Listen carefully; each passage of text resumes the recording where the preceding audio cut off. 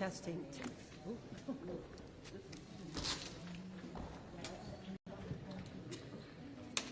Testing. Text.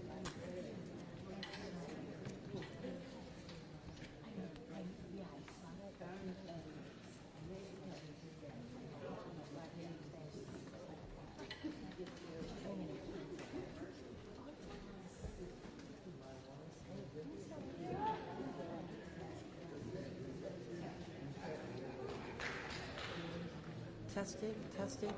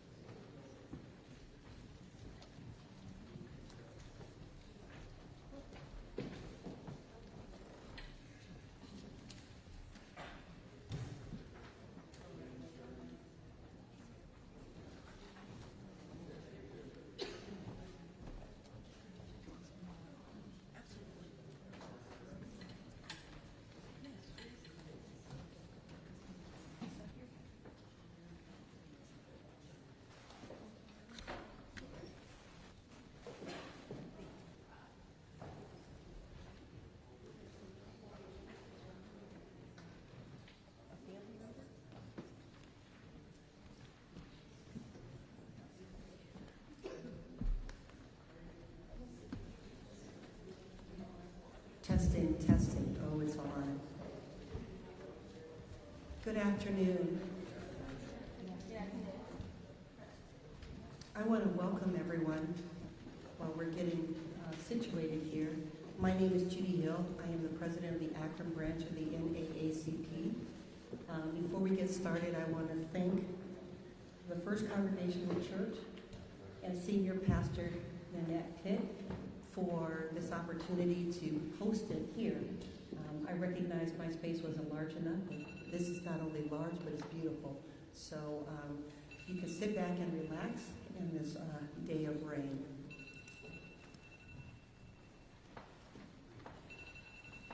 Somebody got it? Okay. Thank you for joining us. This is a community collaborative seeking to improve police and community relations in the city of Akron. The Akron NAACP and other concerned citizens drafted this charter amendment that you're going to hear about today, highlighting a Citizens Review Board for the city of Akron. I was a member of the City of Akron Racial Equity and Social Justice Task Force. I also served on the executive team as well as the Criminal Justice Subcommittee.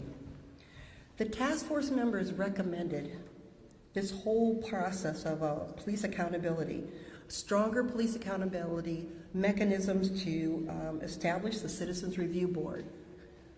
Our proposal today, we think we have met that challenge. The charter amendment would ensure more police training and opportunities for success, which, as I mentioned, you'll hear about from the panelists that will be speaking. We drafted this amendment from the input of the City of Akron Racial Equity Task Force, legislation passed by citizens with citizen review boards, the citizens review legislation drafted by City Councilman Shamus Malik, from Black elected officials, concerned clergy, citizens of Akron, voters, and legal input as well. Our goal is very, very simple. All the citizens in Akron the opportunity to participate, be a part of the process from the beginning to the end. Over 7,000 citizens in the city of Akron signed the petition and support the change. I want to introduce you to a group of individuals I call the solution builders. These are members of the committee who bring expertise and experience in civil rights, community organizations, community organizing, policy making, legal, as well as clergy. First, I'd like to introduce you to Raymond Green from Freedom Block. Raymond, just raise your hand, my brother. Thank you. I also sit on that committee. Shamus Malik, Akron City Council. Veronica Sims, Summit County Council Vice President. Dr. Vernon Sykes, Ohio Senator representing District 28. That's the group of individuals that came together. We recognized after Shamus made his proposals to the city and they were denied that we needed to do more and that we could do more together. So we created our petition and we had 5 individuals who are citizens of the city of Akron, who are registered voters, valued supporters, who were petitioners, who signed the petition for it to move forward. I would like to also introduce them at this time. Shamus Malik, Akron City Council Ward 8, Linda Mobia, Akron City Councilwoman at Large, Reverend Nanette Pitt, Senior Minister, First Congregational Church of Akron, Reverend Dr. Joyce Penfield, Akron Interfaith Social Justice, and Reverend Dr. Ronald Pound, Senior Pastor, Second Baptist Church of Akron. We are pleased to be here to give you the details of our plan. We've been working on it, and we think it's critical for the citizens of Akron. But again, I want to say this is something that we believe that is developed by citizens, for citizens as we move forward. The speakers that you're going to hear from will give a perspective, and I'm going to introduce the speakers and they will come in order.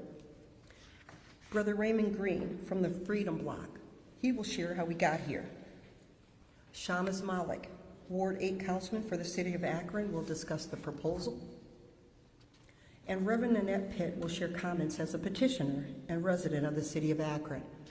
Then we'll entertain comments and questions from the media and move forward from there. Thank you. Brother Green?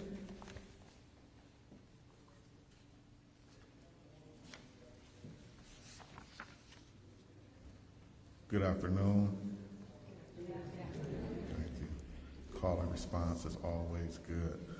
So the road to improving community and police relations has been long and laborious. Many of us has traveled this road together. Some of us are just getting in it. Some of us have spearheaded it. But from 1969, the 1969 Advisory Commission on Civil Disorders, recommending policies to establish systems that follow up on complaints on a spot check basis to ensure complaints are handled satisfactorily. The Commission cited in this particular study that the goodwill, confidence, and support of the public are critical aspects of an effective police department. The Commission also recommended in 1969 that all members of the police departments participate more fully in the life of the community.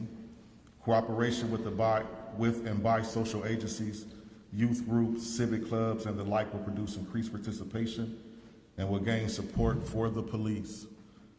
The Commission further recommended that a simplified and well-publicized method of filing and processing complaints against policemen should be established, citing that the legal rights of both citizens and policemen ought to be protected at all times.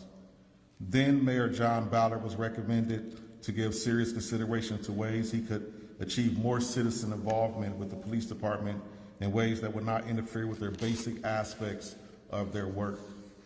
So from 1969 to this date, none of these recommendations have been realized.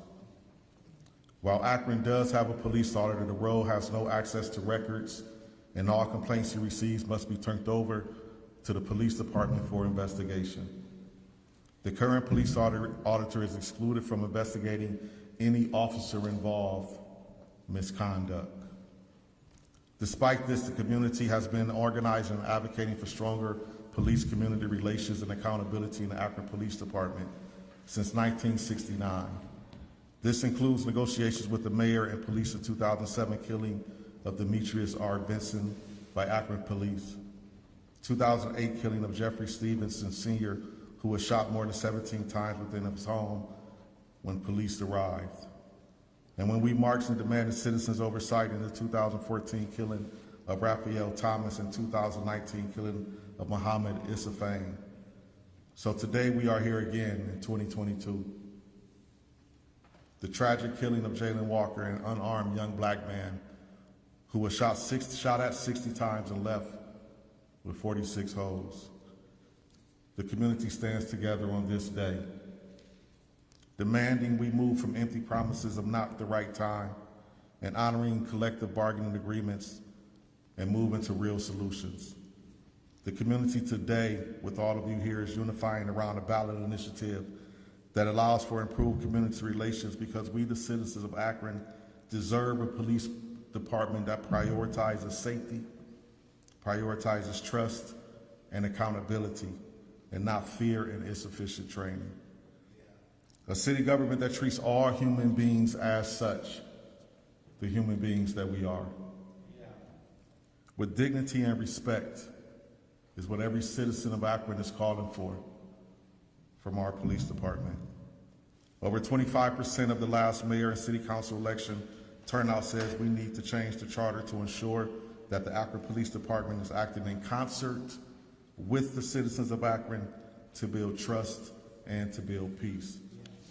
So today, we're asking all of you here, all of you watching, to stand with us as a unified community with one voice, one goal, and one city. Thank you.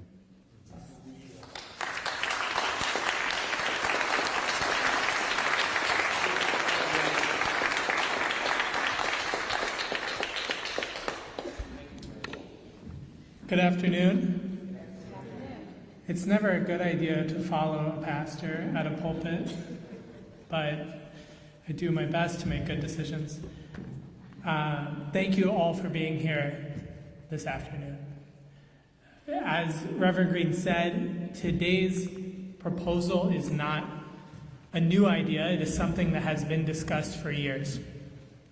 And it is an idea whose time has come.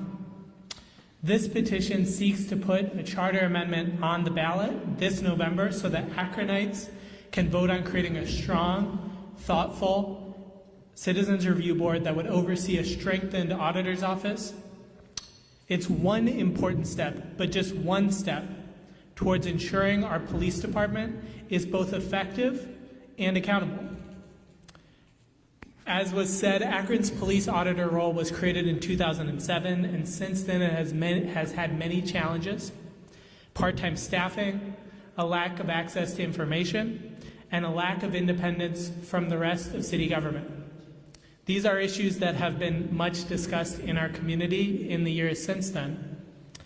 And in 2020, in the wake of the murder of George Floyd, these issues and discussions began anew. City Council undertook an initiative called Reimagining Public Safety. And one piece of this was an accountability and transparency working group, which I was a co-chair of.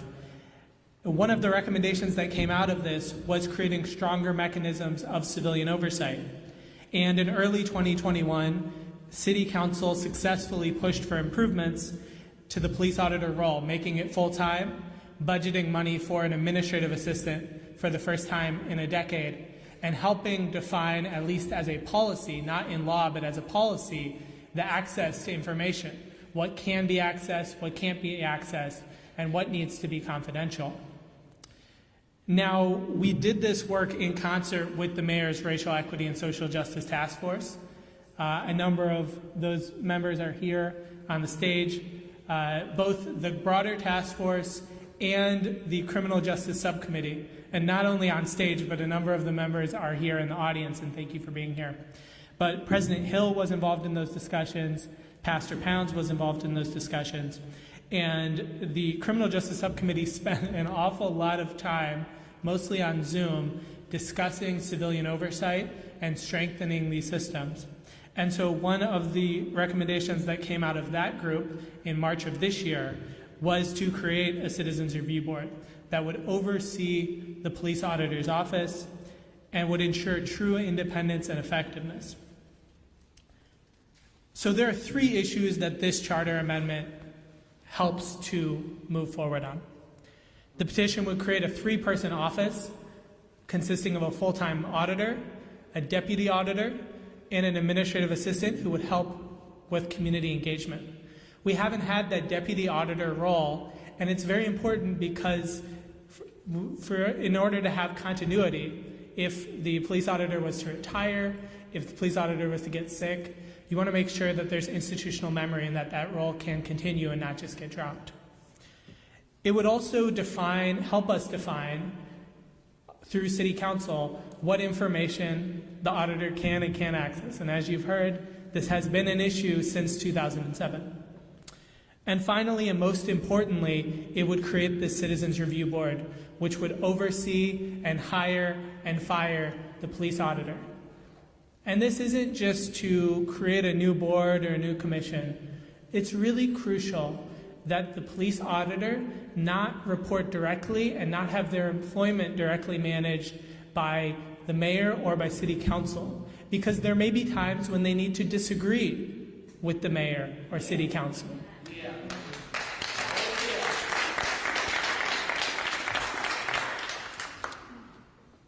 So having the Citizens Review Board is a frequently discussed thing here in this community, but it is also becoming a national best practice. In 2020, in Columbus, a charter amendment was passed by the voters that November to create a Citizens Review Board. The same thing occurred in Cleveland last November. And it's also important to know what this board would do and would not do. So the auditor and the board would be able to review completed investigations into officer misconduct, civilian complaints. It would be able to, on the front end, help review policies and procedures around vehicle chase and traffic stops, so that we're not waiting until a tragedy happens to review those policies. We're doing it proactively all the time with citizen input that is being brought to the police department in a process. But it would not do certain things. It would not, the board nor the auditor would be able to impose discipline. It could make recommendations. It could say, we disagree with how this matter was handled, but it would not impose discipline directly. It would also not impose policy directly. It would make suggestions to council, to the mayor, to the police chief, but it would not impose things unilaterally. This is meant to be a bridge between the community and law enforcement. It is not meant to be something that would beat up on law enforcement. Now, this has been, and this is an understatement, this has been a very difficult summer for our community. But this is, like I said before, one step that we can take. One step to reduce racial disparities in how law enforcement interacts with citizens. One step to build trust that is essential to policing and to safety. And one step so that we can all heal as a community and move forward towards justice. Thank you.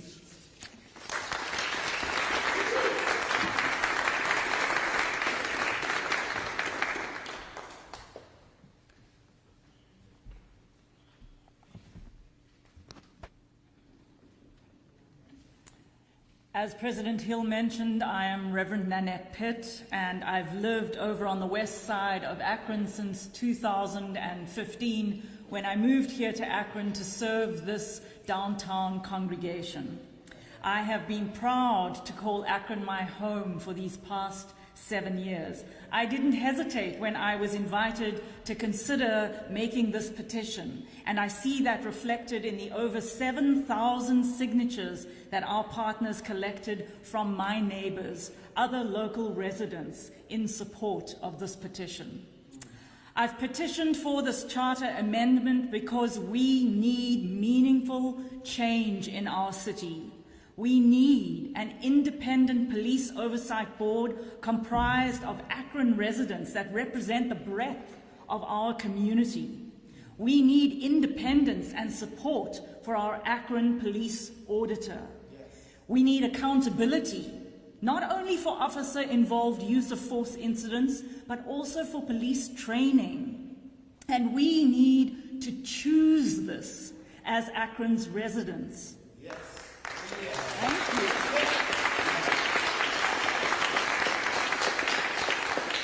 Friends, a charter amendment of Akron's Constitution can only be passed by the residents, by the voters.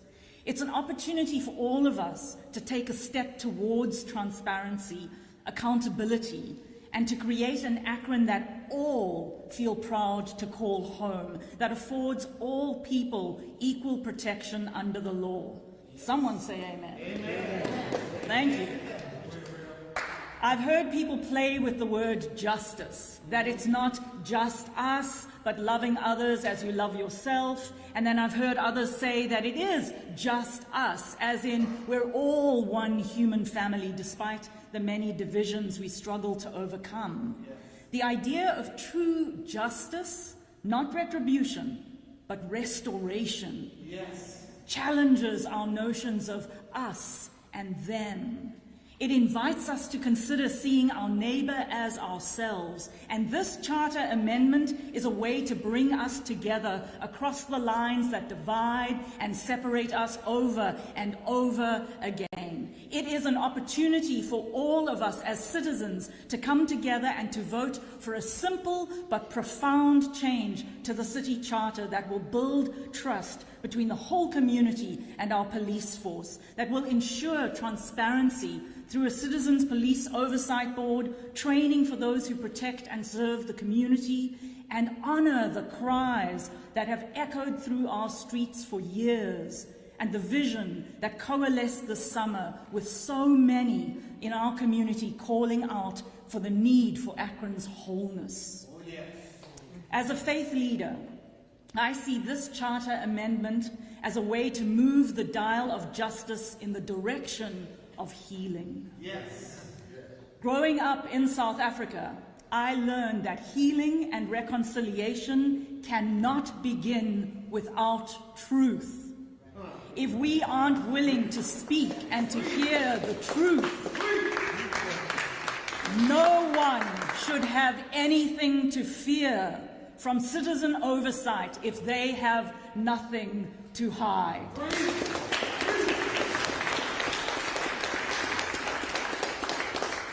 Creating mechanisms for the community to draw alongside the Akron Police Department is one of support.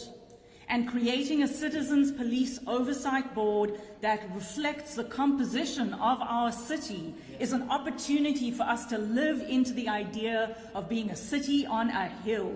Accountability, partnership, and transparency will allow our light to shine forth from that city. Amen. If you look at the diversity in this room today, if you look at the rainbow of skin colors, the ages, the religious creeds, the vocations, the organizations, it should be clear that we are uniting as citizens around a cause that is just and beautiful, yes, and truly infused with the hope of a bright dawn for a new day in Akron. Oh, yeah. This, friends, this is the time to do what is right, because it is always the right time to do what is right. Yes, this charter amendment will allow the citizens of Akron to make a meaningful change. And given the killing of Jayland Walker, we cannot implement this change too soon. The community and our civic leaders have been calling for change for decades, and this petition finally comes after years of recommendations and diligent work. Now is the time. Oh, yeah. Amen.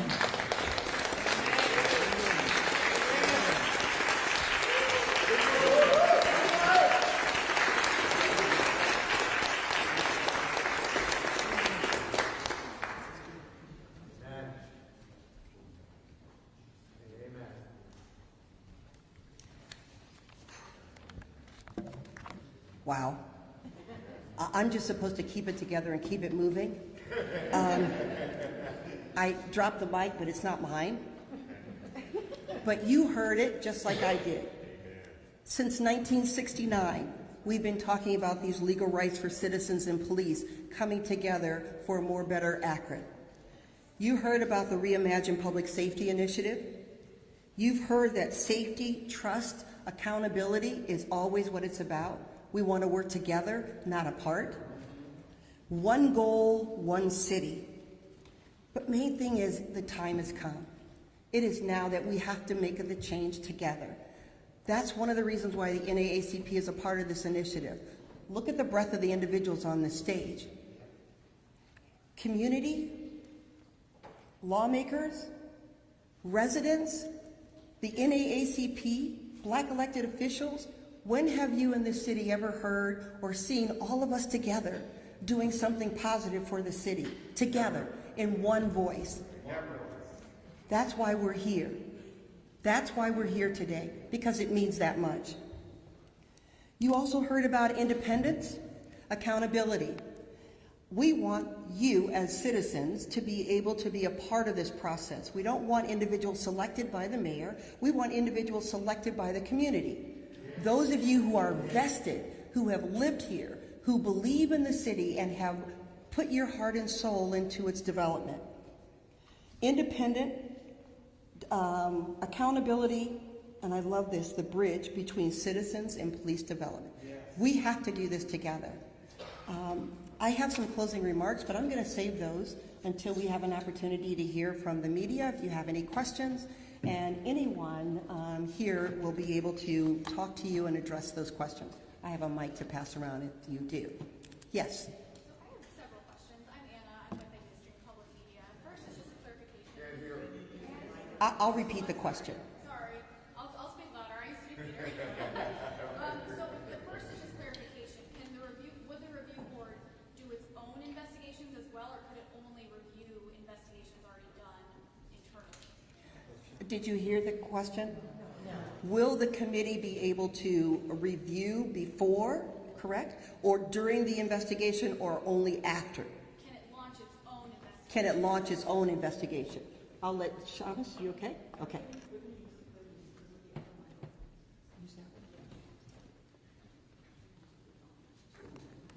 So when it comes to civilian complaints, when it comes to uses of force or officers-involved shootings, the intent is that those investigations will be done by the Akron Police Department, or in the case of deadly force shootings, the Ohio Attorney General's office, or what have you.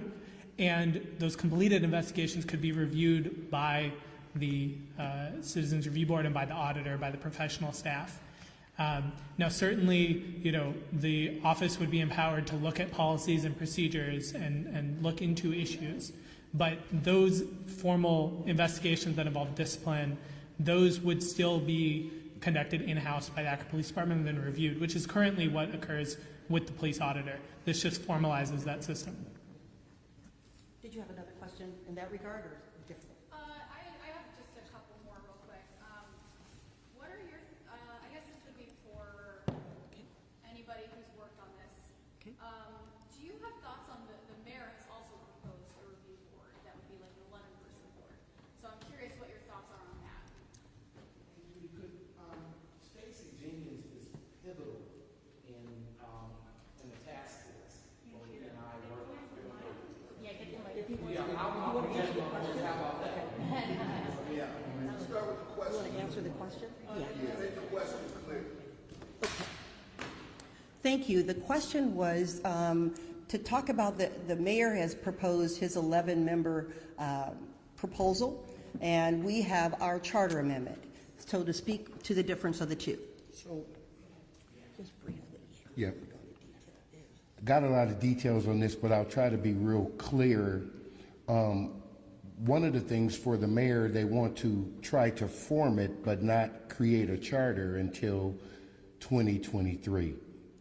And so it's important that also with that, the mayor's, that he wants to have the power to select all 11 people, which in turn, which would give him complete authority.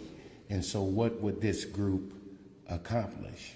So there is a lot of differences. There's some training that the mayor's petition would desire that we didn't talk about, Ride Along and Citizens Academy, which may be good, but that's not something that we talked about.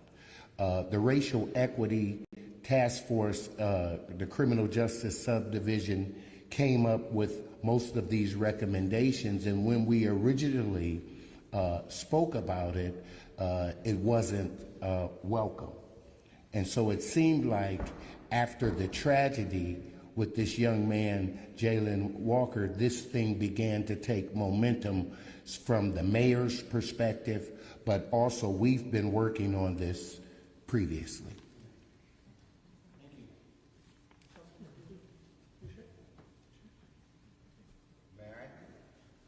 Sorry, if I can just follow up. I think one other point is that there is a lot of common ground. There's not a whole lot of daylight between the two proposals. The biggest question is whether it's a charter amendment or not. A charter amendment cannot be overridden by City Council. An ordinance can. A charter amendment will actually allow the auditor to be hired and fired by the Civilian Review Board. An ordinance cannot. An ordinance, the mayor can delegate that authority, but the current mayor or any future mayor could change that. So a charter amendment really sets this in stone and sets some of the ground rules, and then allows for the details to be finalized. Things like having that Citizens Academy, things like mandating ride-alongs, those can be fleshed out. This is very similar to what we did in 2020 and 2021 with the body cam proposal. The citizens approved that at the ballot, and then 6 months later, council put forward a lot of the details, and we're able to rework them. One of the things the Beacon Journal has pointed out is that there are some details that need to be shifted as to how body camera footage is released. So we are able to change those, but the rules of the road were set by the charter amendment. And then finally, one last point is that there have been ongoing conversations and continuously to try to make sure that there is consensus. And I think we would love to have everyone at the table. And I think that's been the hope. That will continue to be the hope. That is always the hope. I think there's actually not a lot of disagreement. We just don't want confusion to people on what these proposals are.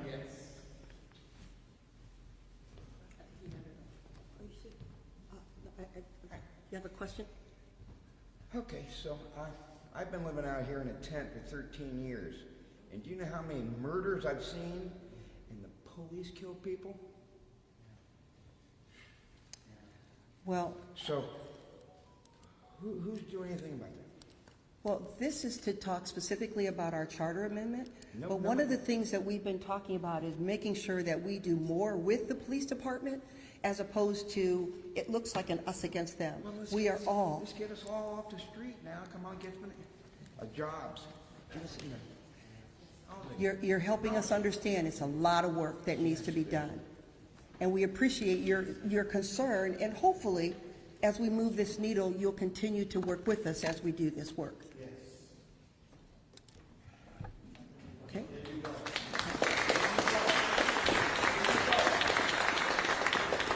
I too want to just say thank you to everyone who came out today. I think what we really want to see happen here is that this becomes the highest priority. And so we know when we have a charter amendment, the people have spoken, and it is what it is and should be. We don't want this charter amendment to be beholden to any administration, to any legislative body. We want the people to speak and to be heard. So I think that is the piece that is so clear. I think it's so important that the community wants to know or feel a sense of safety and hopefulness that has been absent for a very long time. We heard all of our panelists talk about today. We've been at this thing for years and years and years. It is something that without question, the time is now, and I hope you guys hear us loud and clear. We all would have loved to have everybody come to the table. Matter of fact, there were attempts to make that happen. It didn't happen. And so we stand here today, and we thank the citizens of Akron, Ohio, who put pen to paper, and all of the voters who decided this is a yes, yes. So again, thank you, and I hope that you hear the hearts of this committee as well as the people in the community. Thank you.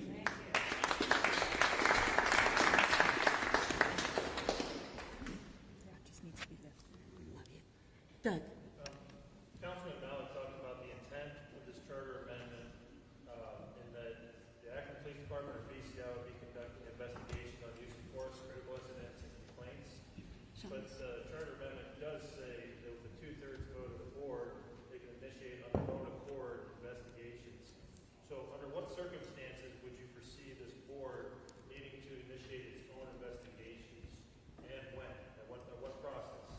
Is that in tandem with what the city and the state would be doing, before, after? I guess if you help me understand what circumstances. Absolutely. So, as I said, I think the idea is that things that are currently reviewed by the police auditor, which includes citizens' complaints, investigations into use of force, and investigations into deadly force or critical incidents, that those, again, the investigations will be handled as they currently are, and that there will be the opportunity to review by both the professional staff and by the review board.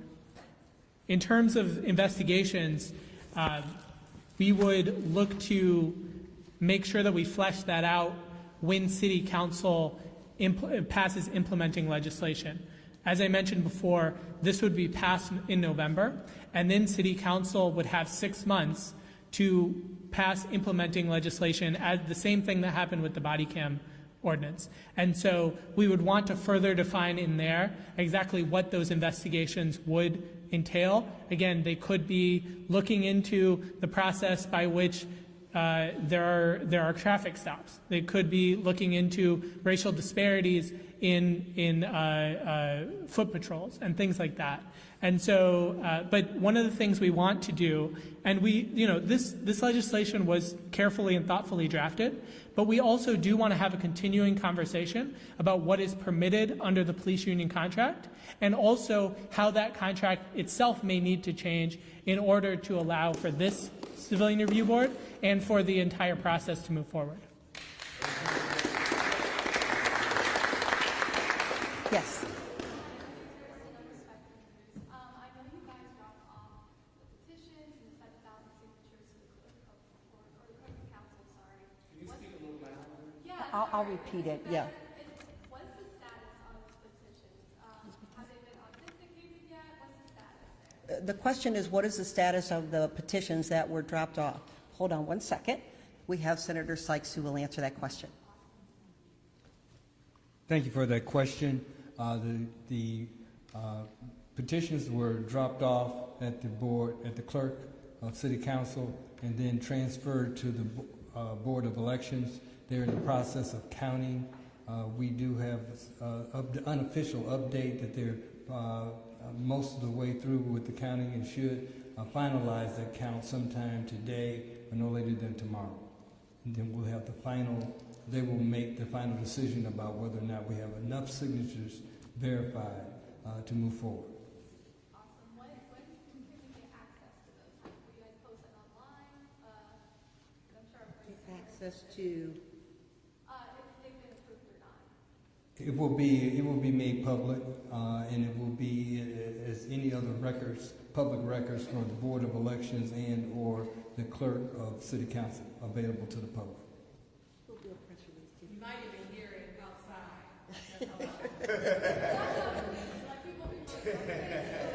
Oh, yeah, we will definitely. Freedom Block, NAACP, and other organizations will also post it. But since you brought that up, I didn't want to forget, for those of you, their press kit that was made available, you can use the QR code, and there are also some copies out in the narthex.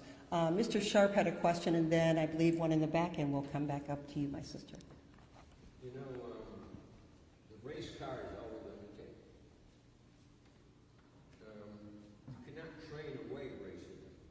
Do you know that the officers that killed Jayland Walker were well trained in the use of force? Well trained. We look at the director. But if racism is hardwired, one thing we need is accountability. That means termination, suspension without pay, termination, criminal charges, guilty pleas, jail time. That is the only thing that may get their attention. I'm going to let Senator Sykes address your question or comments. Okay.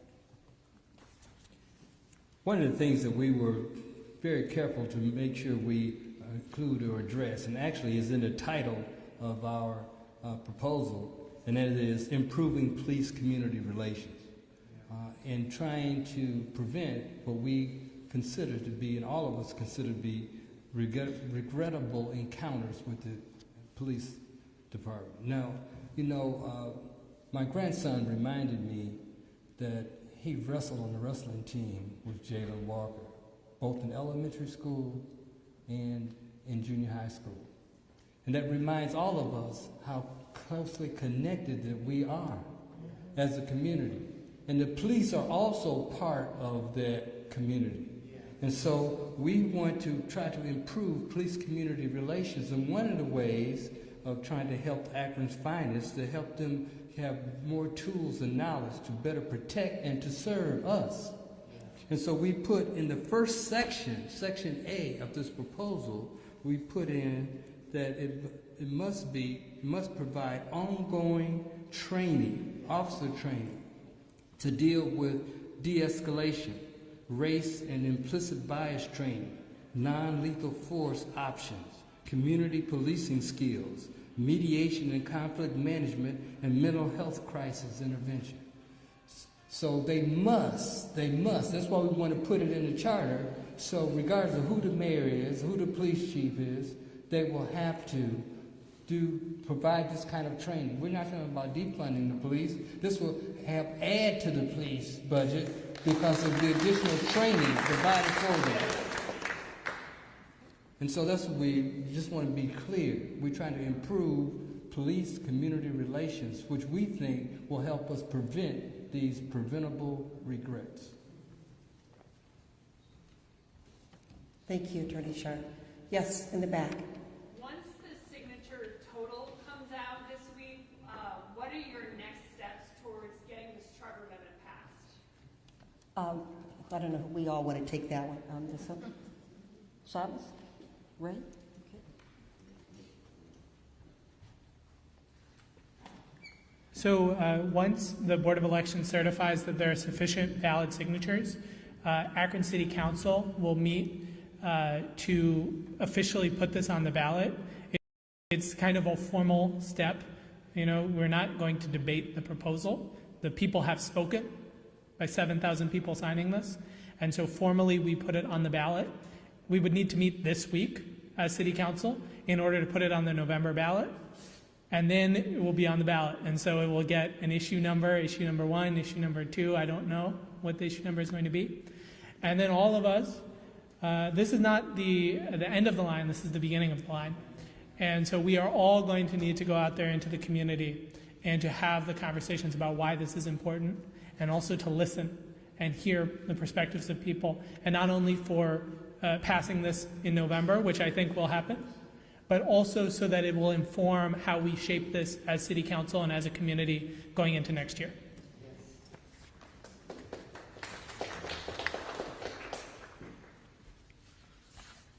So our immediate before steps was we started registering people to vote since June. To this date, we have 9,000 people that we have registered to vote this year.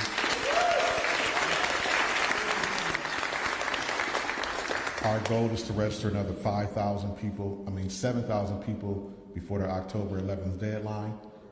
We will catapult that October 11th deadline and at beginning of early voting with a unity march throughout the city of Akron, where we're inviting the whole city to come out to celebrate the voter registration, but also to push people to the polls to vote on this.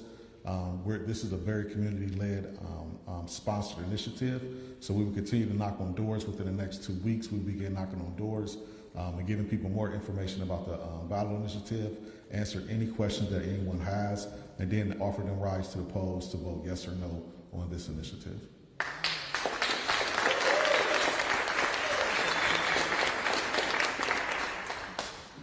Okay, yes, ma'am.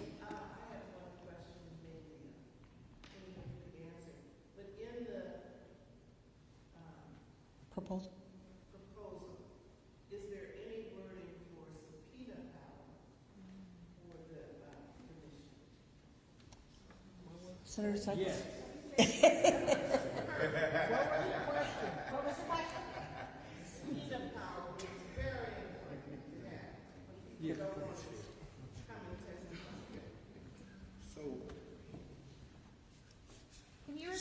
question?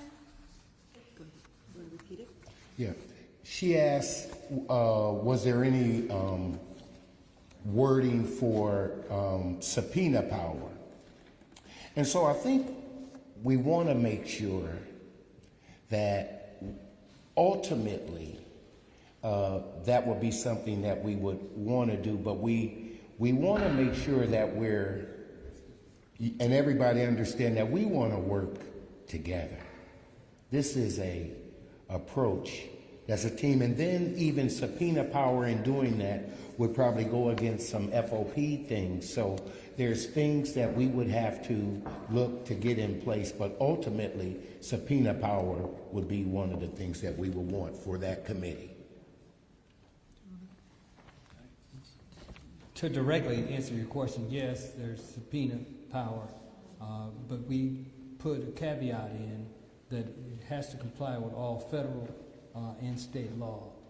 We put another provision in our proposal also that we want to make sure we comply with the collective bargaining agreement. We didn't want to delegate to an independent citizen group more power and influence than the city would have in its relationship with the police department.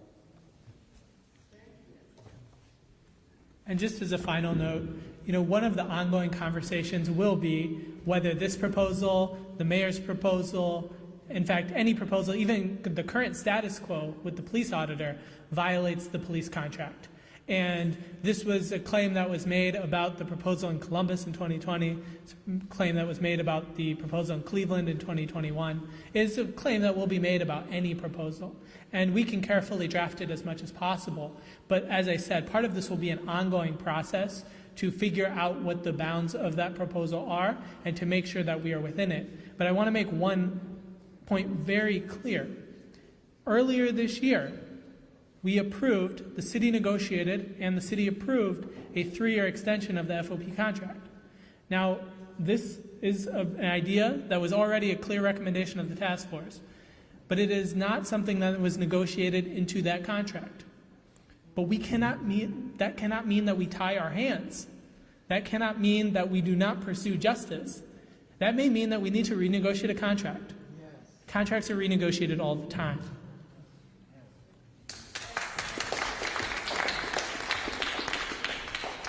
Do we have any additional questions from the audience? Yes, sir. For a person like myself who's a family member of Jayland, is there something that you can say if this was in place already, that you can point to in this matter that you would use the review board for? Absolutely. Oh, sorry. Did I get loud? I didn't mean to. Thank you. The question, thank you, Sister Pitt. The question was, if this review board were in place and the Jayland Walker situation had occurred, what would the review board be able to do? One of the things, which is one of the demands that we in the NAACP had talked about, look at why are we chasing people for equipment stops? Look at the data. Look at the purpose of it. How much it would, and really look at data. How much does it really make a difference? And how we can make some suggestions for change. Because if it costs the life of an individual, is it worth it? So those are the questions that we'd be able to ask. Yes? So I'm anticipating that some people who may look at things from the other point of view may say, oh, well, this is sort of in some way anti-police or not supporting the police. It's placing the needs of that community ahead of the police officers.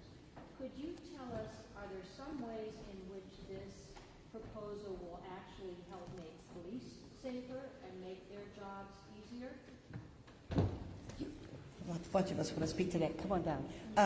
One thing I want to reiterate, and I think, repeat the question.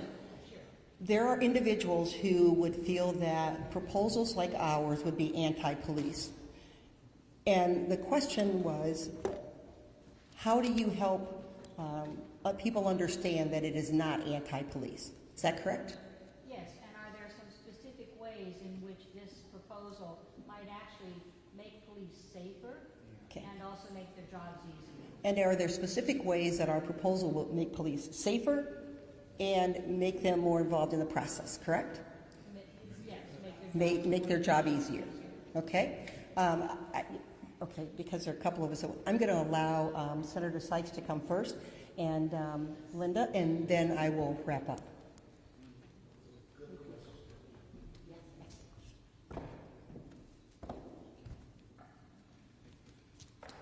Good afternoon. My name is Linda Mobian, and I'm Councilwoman at Large. One of the things that we have talked about for some time now is cameras. And we have said that we believe the cameras are good for both sides.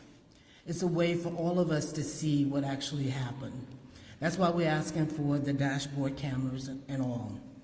But if you look at what's being proposed in terms of the trainings, conflict resolution, helping a person develop other tools in their toolbox to use when they interact with citizens.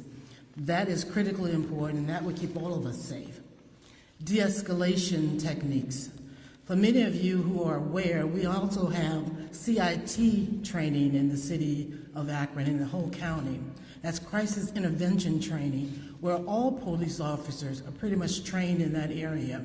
And that helps us all. It's training to help them understand how to intervene with individuals who are escalating, maybe mentally ill or whatever the case may be.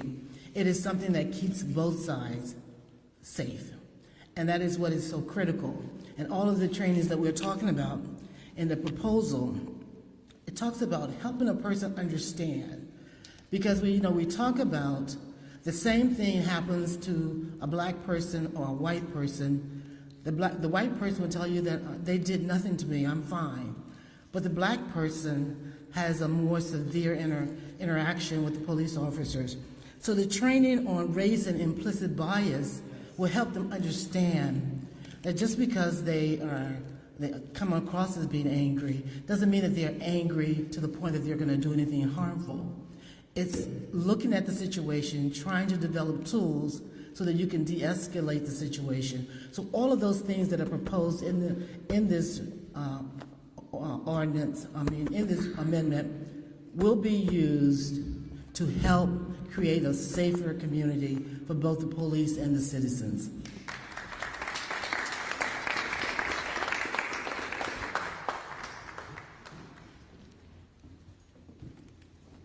I think she really answered the question. Again, we're just putting more and more emphasis on police-community relations, that the police are part of the community, and we want to enhance their training and their ability to make better decisions as it relates to the interactions they have with us. And so police-community relations is the #1 priority for this initiative. And I think that's what's so important about the enabling legislation that will make room to kind of really coalesce that and make it what we're hearing from our citizens as well. And I just want to say, when I walked into this room today, I'm always a little nervous, I know y'all find that hard to believe because I'm so very shy. These things happen in my stomach, right? Because I don't know the people. And that's been part of the challenge, that we don't take the time out to know the communities. I think our emphasis on building better police-community relations will go a long way. Mistrust is a terrible thing. It can make us think and do things that are really, for lack of a better term, whack. And so in knowing our communities better and us knowing one another better, I think that helps all of us to be safe and to feel safe and to feel valued. If there's anything I can say about this body of folks here, we honor and respect the police. Now we want the same thing in return. That's all. And so we're working together to do that work. And I think when all that is said and done, we all are safe and much better off. Thank you. Okay, did you have an additional question or you're good? Quick follow-up, just wondering if there's any concerns about this all getting done in time for the November ballot, since Friday's the deadline. Do we have concerns about everything being done before the November ballot?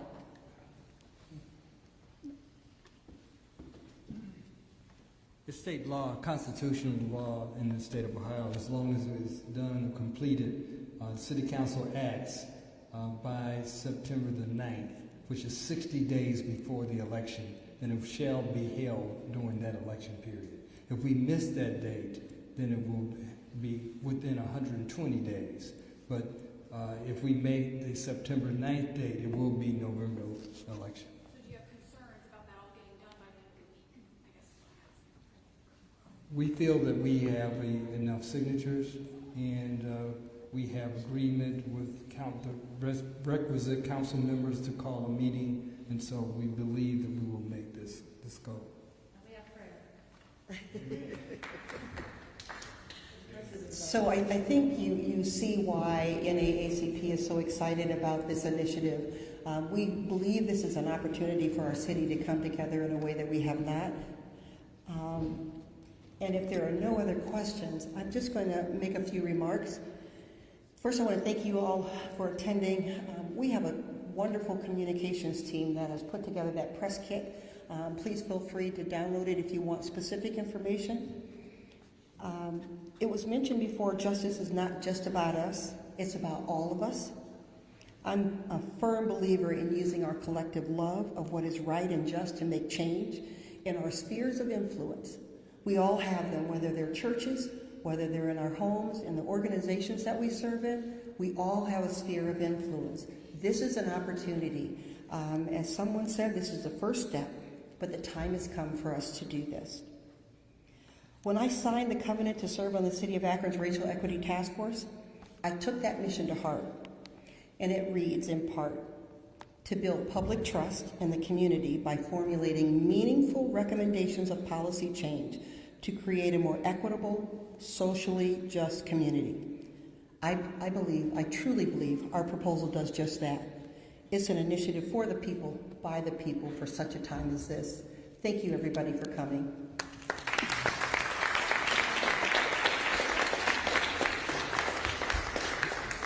May I say something? I have been to jail and I've been to prison so many times, it's not even funny. Here's one thing you need to learn. The first time you go to prison, you're going to learn you need the police department. There's a reason. Because there are crazy people out here.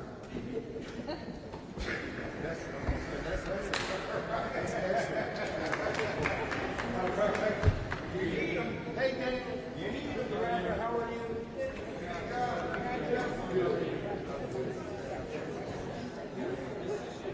I'm a kid.